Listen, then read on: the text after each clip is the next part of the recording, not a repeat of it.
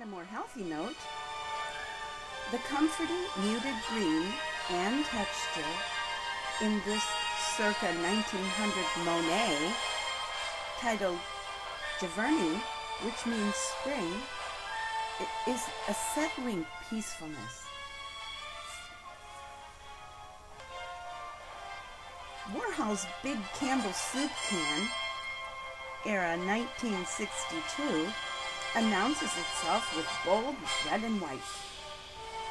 The 19-cent price tag might be in honor of Mrs. Olson and adds interest. Lines. Lines catch the viewer's eye and guide the eye through the painting.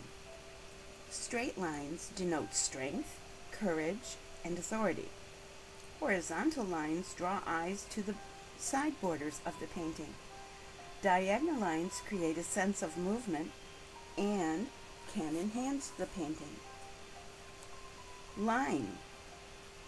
Mondrian's rhythm of black lines around 1940 is a straightforward statement of a linear nature. Smoothly curved lines suggest fluidity.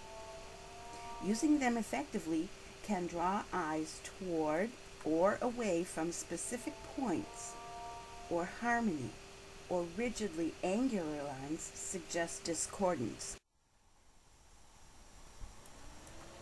They can also suggest interrupted movements. Edvard Munich's Scream illustrates those powerful uses of lines. Having died in 1944, Munich is more our contemporary, therefore more understandable in terms of background. We have the great good fortune of having two direct quotes from Munich regarding his most famous painting, The Scream. Perhaps there is something here we can snatch for ourselves in our effort to evoke emotion in our patrons.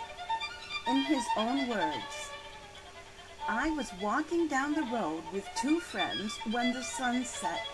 Suddenly, the sky turned as red as blood. I stopped and leaned against the fence, feeling unspeakably tired. Tongues of fire and blood stretched over the bluish-black ford.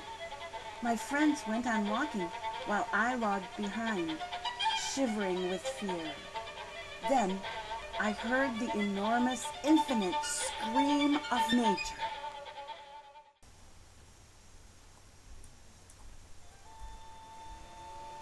Desaturated or muted colors can diminish the effect of vividness and thereby enhance a painting's realism, as Monet's Giverny illustrates. Saturated or unmixed color creates a sense of intense vividness, but if it's overused, it can create a cartoonish effect. Texture. Richly textured pictures can increase the impression that there are hidden meanings and bountiful expressions.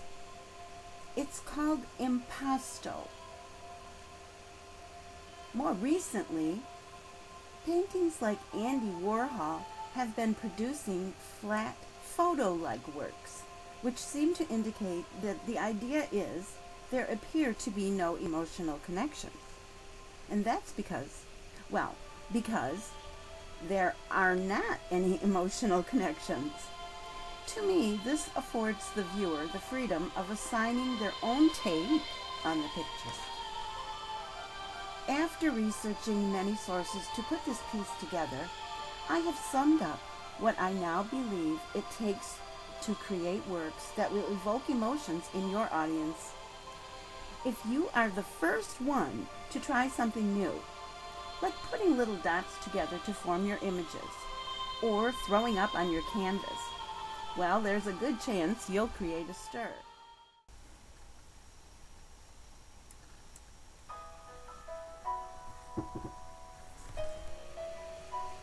Secondly, as an artist, you have the responsibility of honestly experiencing life for all it's worth. No shams, no pretense. Only then can you hope to feel in such a way that your innermost experience and feelings transfer to your canvas.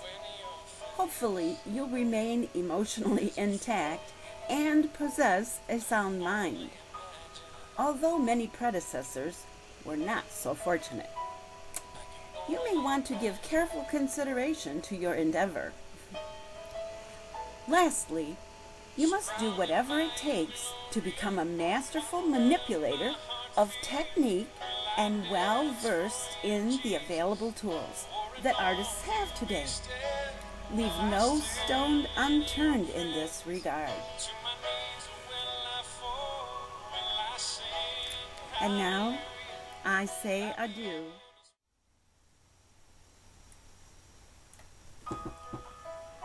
I'd like to thank you very much for your time. It's been an honor to make this presentation for you.